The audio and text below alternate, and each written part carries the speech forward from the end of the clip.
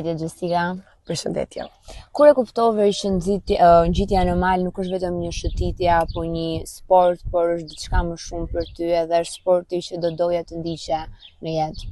Dëshira do me thënë në lindi për dashurinë që kisha për natyrën, pastaj malet më mësuan durimin për të vazhduar, forcën për të ecur dhe qetësinë për ta shijuar. Si ndihesh kur bën alpinizëm? Pra, fizikisht edhe shpirtërisht, çfarë të bën alpinizmi të ndjesh? Realisht nuk isha se ishta e përcaktuar për të bërë alpinizëm, thjesht tash po provoj një herë të bëj një ecje në natyrë të thjesht si fillim, pastaj ajo u kthye në një dashuri dhe normalisht fillova të kërkoj më tepër nga vetja ime. Duke kërkuar më tepër nga vetja ime, fillova të eci një kohësisht me dëshirën për të bërë alpinizëm.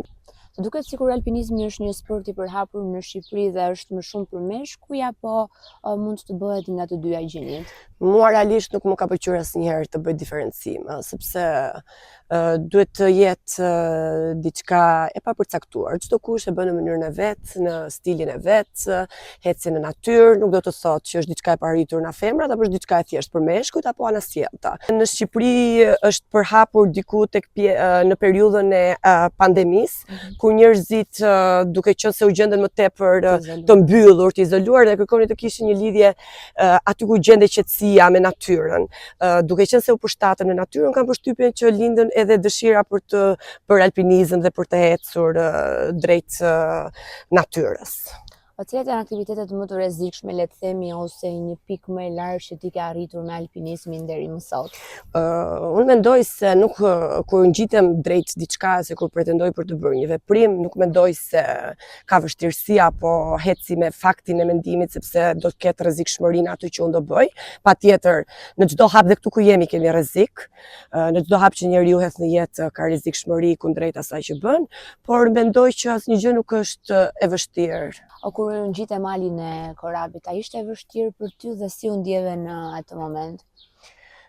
Mali i korabit, se kam cituar dhe përmendur dhe herë të tjera, nuk është se më dha vështirësi, sepse nuk është e vështirë asnjë gjë, përderisa ti e quan diçka dhe hyn tek ajo tipi aventurieres, nuk të shfaq vështirësi, thjesht patjetër është maja më e lartë në Shqipëri dhe e ndjen një farë përgjegjësie sepse edhe vetë klima ndryshon në atë ngjitjen në korab, ke klima të ndryshme, ke momente të ndryshme. Unë e kam ngjitur në periudhë dimri dhe realisht ka qenë pak e vështirë, por e përballueshme sepse aty ti mendon dhe sfidon forcën, aty kur ti mendon se duhet të ndalosh, aty ty të jepet forca për të vazhduar më tepër përpara.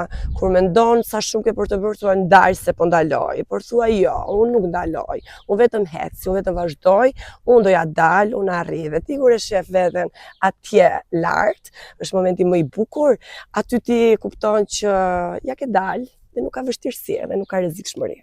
Çfarë benefitesh mendon se sjell alpinizmi në trup edhe në anën psikologjike? Psikologjikja kam përshtypjen është ana më e bukur që ti përfiton dhe i dhuron vetes tënde me ecjen, jo vetëm alpinizëm, ecjen më të thjeshtë që ti bën në natyrë, ti i jep benefitet më të mira vetes tënde, i jep një liri mendore, një kënaqësi shpirtërore dhe ti shijon atë pjesë që të ofron natyra. Cilat kanë qenë vështirësitë tua më të mëdha kur ke bërë alpinizëm dhe një moment që ke thënë që stop, këtu do të ndaloj dhe dua të tërhiqem? Nuk jam natyrë që tërhiqem. Unë jam natyrë luftarake. Edhe kur kam vështirësi patjetër, i sfidoj ato. Të gjitha çfarë do lloj qofshin. Përgjithsisht nuk them stop. Unë nuk ndaloj. Unë heci, vazhdoj dhe ja dal. Kjo është ajo që mendoj. Po një moment që e lënduar apo fizikisht nuk e ndjer mirë? E kujtoj dhe më vjen për të qeshur gjithmonë, lënduar, s'mund të them lënduar, po e ke parasysh kur je duke ecur me atë natyrën tënde dhe thua ecën e lodhja ka të bëjt veten, edhe ka momente kur të duhet të ngulesh në atë duborën që se di çfarë të pret që të ikën këma bosh, kur të duhet të rrshkasesh dhe duhet të kesh ato pajisjet për të ndaluar ndërkohë që ti ndalon, ndërkohë të ndërmohet krau. Po jo, ato janë gjëra të bukura të aventurës që ti të shoqëron. Nuk e mendoj se është e rrezikshme. Është alpinizmi dhe një mënyrë për të bërë miq të rinj një mënyrë për të njohur edhe natyrën shqiptare akoma më shumë? Sot mund të them se është e përhapur me grupe të ndryshme dhe janë edhe tipologjitë e njerëzve të ndryshme. Disa kanë dëshira për të bërë njohje në alpinizëm, disa kanë dëshira për të kaluar kohë me natyrën dhe me veten. Unë kam një anë pozitive dhe jo vetëm në alpinizëm, por edhe kur dal për sport, në jetën time të përditshme, kam kënaqësinë që ti përkushton vetëm vetes time. Që do të thotë vendos 2 kufje, bëj një ecje dhe nuk më intereson as kërkush tjetër. Patjetër, varet objektivi dhe dëshira që ti ke për të arritur gjatë asaj ecje apo alpinizmit. Gjithsesi ti edhe mami, njëkohësisht mami 3 fëmijëve. Si a del të balancosh të qenurit nën dhe nga ana tjetër të bësh këtë sport që kërkon një impenjim dhe kërkon përkushtim? Të jesh nën dhe njëkohësisht të ndjekësh pasionit për aventurat do të thotë të jetosh midis 2 dashurive të mëdha. Njëra me këmbë në tokë dhe tjetra drejt majave. Ka ditë ku patjetër lodhja është e madhe dhe ndjehesh midis përgjegjësive, por natyra më ka dhënë forcën për t'ja dalë dhe për të pasur të dy këto dashuri në mënyrë të njëtrajtshme. Kur gjitem në male, patjetër, kur gjitem në male nuk e harroj forcën e të qenurit nën, nuk më largon nga roli nënës, përkundrazi më sjell pranë tyre me një forcë më të madhe që unë të jem gjithmonë me energji të reja, me një forcë për t'i edukuar dhe për t'i mësuar atyre që një nën mund t'ja dali të ndjek pasionet e saj, por njëkohësisht të di dhe të ketë menaxhoj kohën për të rritur dhe për të qenë pranë tyre. Me që se jemi tek fëmijët, do duhet t'ua përcjellje këtë pasion edhe të merreshin dhe fëmijët e tu me alpinizëm, do ta sugjeroje?